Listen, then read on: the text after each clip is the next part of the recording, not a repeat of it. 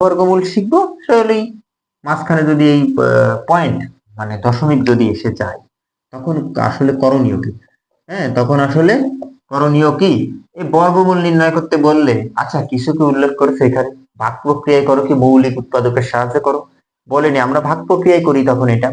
তো ভাগ প্রক্রিয়ায় করার আগে এই যে পয়েন্ট গুলো আসলে এটা দেখেই তো তোমরা ভয়ে যা করবা নে। হ্যাঁ, তা তো আমি বুঝতে পারছি এই যে 0.36 পয়েন্টের জায়গায় থাকুক, পয়েন্টের জায়গায় থাকুক, তুমি এই সংখ্যাটা হুবহু ক্যালকুলেটরে পাঠাবা। হুবহু ক্যালকুলেটরে পাঠানোর পরে দেখবা 0.6 আসছে, ছোটটা তো আমি তো জানি যে এখানে কি আসবে, ছোট তো এই জন্য আমি আর ক্যালকুলেটরে এখন দেখালাম না। হ্যাঁ, তোমরা এমনি বুঝবা না এটা। এই যে 0 0 0 ডাবল 0, এখানে পয়েন্ট, এখানে পয়েন্ট এনে 6, এই যে 36 নামায় নিয়ে আসার পরে 6 6 36, তো এটা তো পারবা না আমি জানি। তো এইবার এর পরেরটা যে 225, 2.25, ওকে ওকে। তো এটা কি করতে হবে? এটা তো একই নিয়ম, পয়েন্ট এসে কি হয়েছে, পয়েন্ট আসুক, এটা তোমার কি, পয়েন্ট আসুক, তোমার কিছু না যাবে।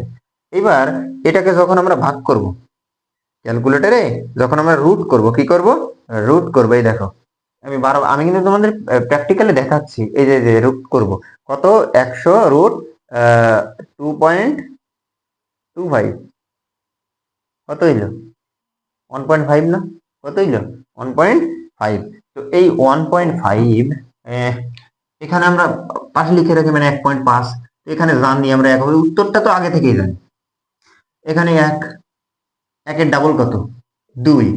এখানে কোন সংখ্যাটা বসাবো, মাথা খাটাতে লাভ নেই, এখানে 5 পাইছি, 5.5, কারণ এই উত্তরে পয়েন্ট আইছিল, পয়েন্ট কত কোনটার পরে দেবো, গুণাগুণির তো টাইম নেই, এখানে আইছে দিছি।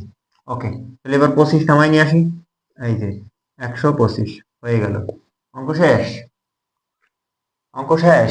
আমার সাইন্টিফিক ক্যালকুলেটরটা আসলে খুঁজে পাচ্ছি না এখন।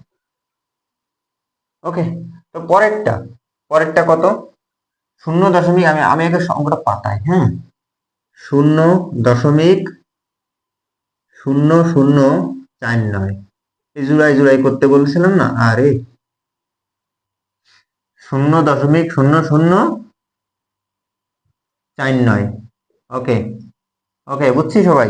তো এইবার আমরা এই সংখ্যাটিকে পাতাবো এবার ক্যালকুলেটরে, কিসে, ক্যালকুলেটরে, এই যে আমি আমি দেখাবো ক্যালকুলেটরে কিভাবে পাতাতে হয়, এটা দেখাই, হ্যাঁ।